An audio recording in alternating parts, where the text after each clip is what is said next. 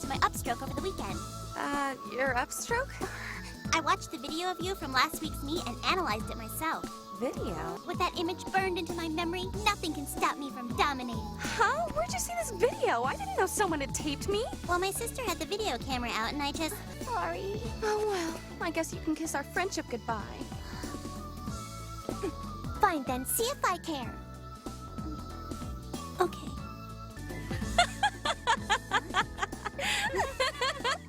Akane, you totally fell for it. I don't think it's possible for Haruka and I to fight about anything. We were just messing with you. You guys suck! Oh, come on! Can't you take a joke?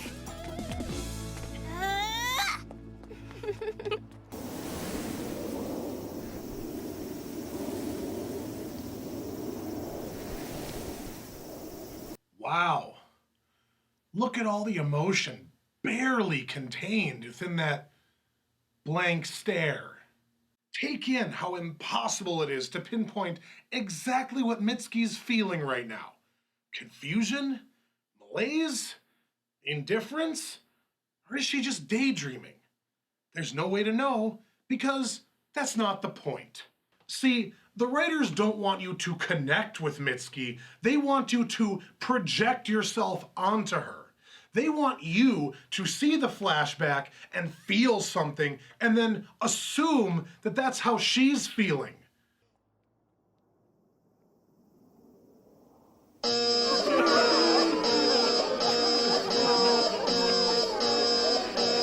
That's great and all, but Mitsky still isn't actually emoting. Try to think about what happens here from a logical standpoint. We get this extended flashback of a happy time when Mitsky and Haruka were still best friends, and Akane idolized Mitsky, wanting to be just like her. We see this flashback through the eyes of Mitsky as she happens to remember it while walking past the spot where it happened.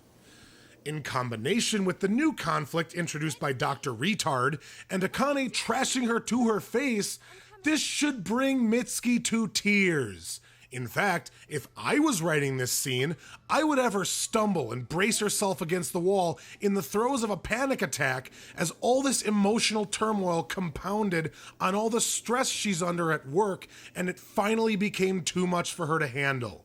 Then slutty Susan could run up to her and check on her, and after asking Mitsky if she's okay, Mitsky gets a determined look in her eye, dusts herself off, picks up her bags, and keeps going forward.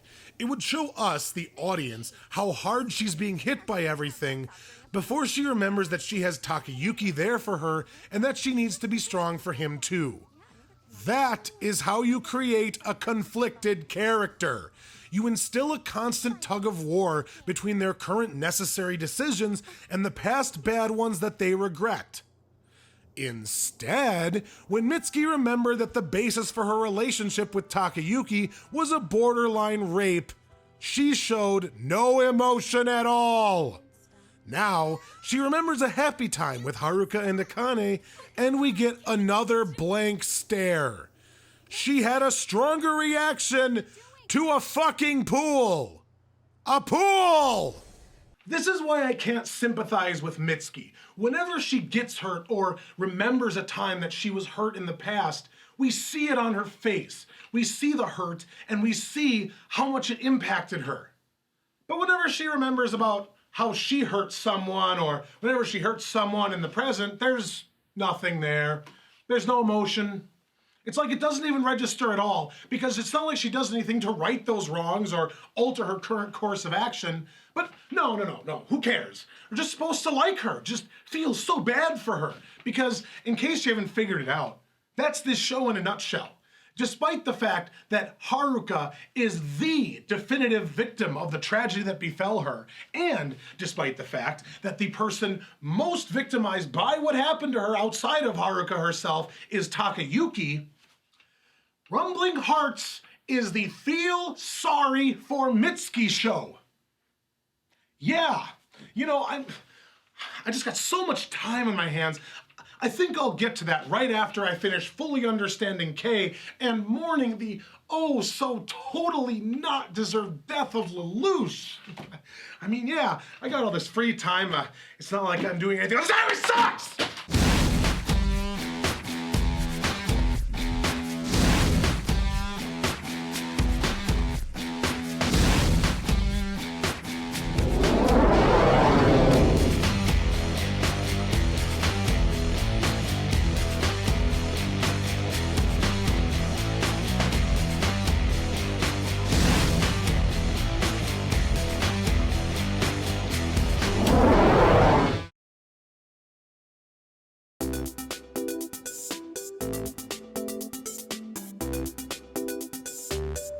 We cut in on a scene of actual emotion as Akane is forced to continue the lie that Takayuki is still in high school and preparing for entrance exams, but finds an excuse to leave the room, beginning to cry as she leaves. See what I mean? Akane is hurting because she can't tell her sister or anybody else the truth about Takayuki and Mitsky and has to keep the entire awful secret bottled up inside her. That is how you make me sympathize with the character being victimized by the plot. Not whatever this shit is. So are you still gonna visit her? Yeah. So when she recovers completely, I was wondering if you were gonna fill her in on our relationship. Yeah, I plan to. All right. Everything's gonna turn out okay, right? I happened to walk past school during a sales call today. Peeked inside and I barely recognized it.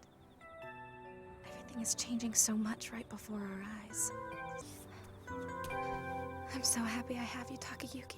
You're all I've got.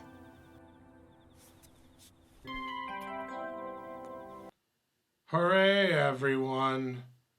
Everything's going to be okay for Mitsky.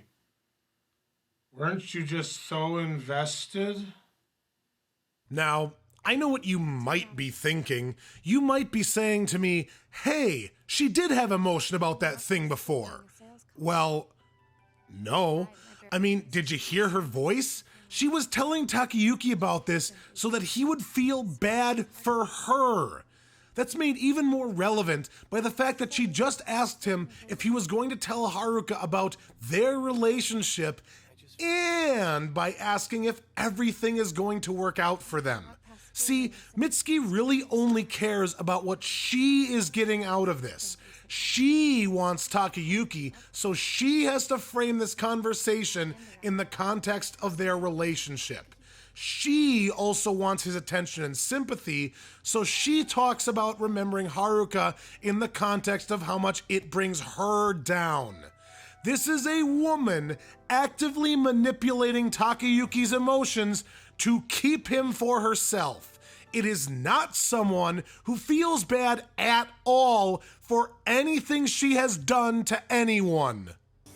I'm so happy I have you, Takayuki. You're all I've got.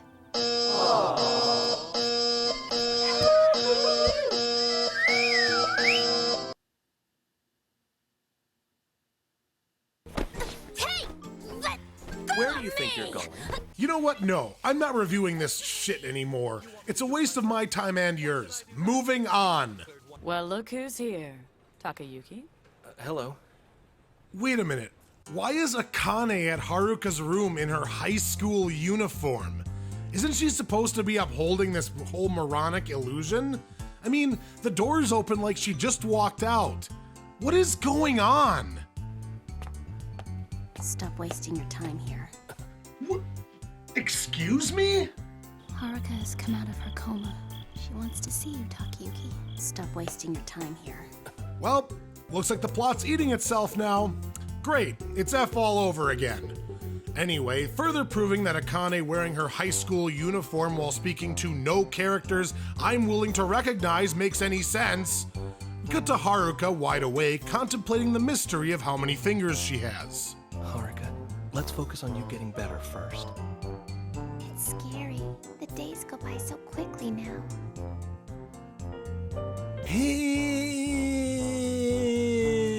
Cop Dad drops by to make sure Takayuki isn't loitering before also forgetting what he said the last time he saw him. I didn't think you would ever want to visit Haruka again. Well, gee, I wonder why he would feel that way. You can say goodbye to Haruka, but you're not welcome here anymore. I didn't think you would ever want to visit Haruka again. Anyway, with arrests to be made, Officer Father does what he came for, contriving more runtime. Our daughter, she really needs your support right now, son, more than you know. So please continue seeing her. Welcome to 0 miles per hour. Today, we'll ensure that the plot doesn't advance in the slightest until the final episode. We're massively protracted assholes. Yep, that's exactly what just happened.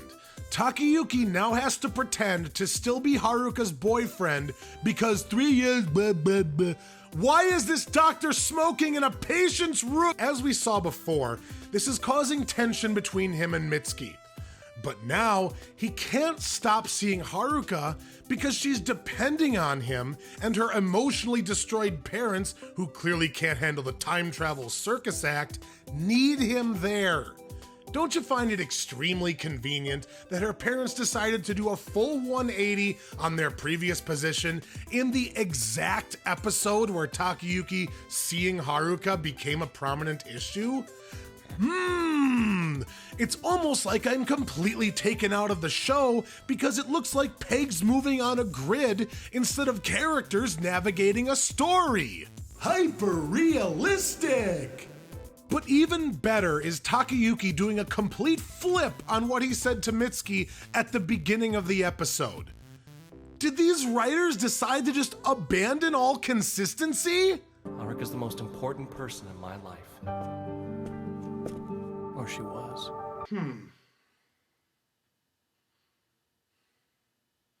Woman I've loved for the past 3 years. Girl I dated for a couple months in high school. Yeah, I ditched that bitch too. In all seriousness, this internal conflict makes no sense for Takayuki. You know, I had crushes and girlfriends in high school too, but by the time I was a junior in college, I forgot all about them. Granted, none of them were in a tragic accident that I was indirectly responsible for, but even that wouldn't make me never stop loving them. Takayuki shouldn't feel some bizarre attachment to this girl. He should feel obligation. There's another woman in his life who he loves. You can't have him tell Mitsky that he loves her and then the next day declare via inner monologue that Haruka is the most important person in his life because her parents said so. It makes him into a wishy-washy doormat character. So, basically, I swear to Jesus, if this guy poses in one church, Hey, Mickey, over here. You going to philosophy today? Yeah, probably. I'll see you there.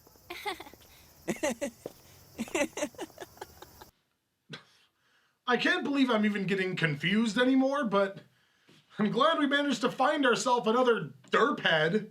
Hey, Mickey, do you have 10 fingers? Yeah, Me too. Here's 5 of them. I guess she's far from a full recovery, huh? Yeah, So are you still gonna go visit her like before? I feel it's my responsibility to. Is it just a responsibility you feel? Or are you still in love with her? No, I'm not. Then good. Just don't betray Mitsky, okay? Well, the show's given up, so I guess I will too. To quote a certain infallible, peerless, super genius reviewer, I have never seen anyone cram so much failure into such a short span of time. Because again, consistency is completely out the window. Here's some food for thought. How does Shinji know that Mitsky and Takayuki are together? I mean, in the only scene they ever had with him, they pretended they weren't seeing anyone. Both of you are still single and work so much that you can't be bothered with taking the time to date someone. That's right. In case you haven't connected the dots, let me do it for you. The only way that scene is even possible is if Takayuki and Mitsky have been hiding their relationship from their only remaining friend for 3 years. But now, here we go, he totally knows about it. So which fucking is it? If he knows about it, he wouldn't ever have asked them if they were seeing anyone in the first place, and if he didn't know about it in that first scene, when did he find out? You don't think a scene like that would be important? Hey, by the way, I've been with Mitsky for 3 years now, and we've been hiding it from you and lying about it the entire time. Yeah, that's definitely not a friendship ender. No sweat, Clyde. Second, why are we cutting to the last 15 seconds of this conversation already in progress? That must be what happened here. Otherwise, I also have no clue how Shinji could have gotten the idea that Takayuki is betraying Mitsuki. I mean, if he's being honest about only feeling obligation for Haruka, which he's not, then why would Shinji think otherwise? And as far as we've seen, Takayuki hasn't even come close to betraying Mitsuki at all. He told her that he's still visiting Haruka, and he hasn't made any promises or advances on Haruka whatsoever. So again, what the hell is this guy on about?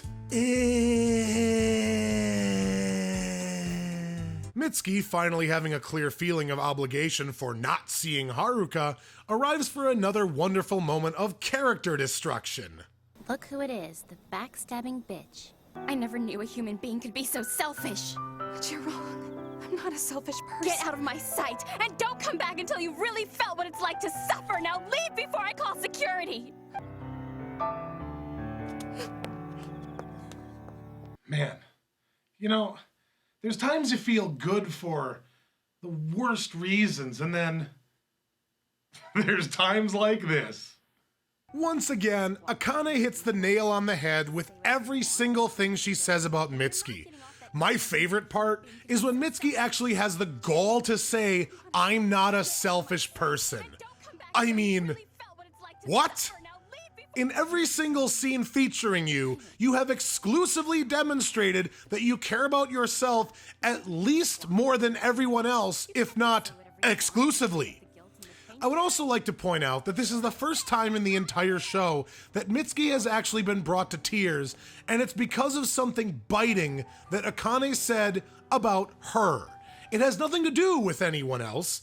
I have not seen any evidence yet that Mitsuki actually cares about the wants, needs, and goals of anyone but herself, and I'm pretty sure none will appear. However, just as I'm praising Akane for her awesome raw emotion, she flips character motivation yet again. Why come here when you have no feelings for her? I don't get it. Takayuki. Stop wasting your time here. Takayuki.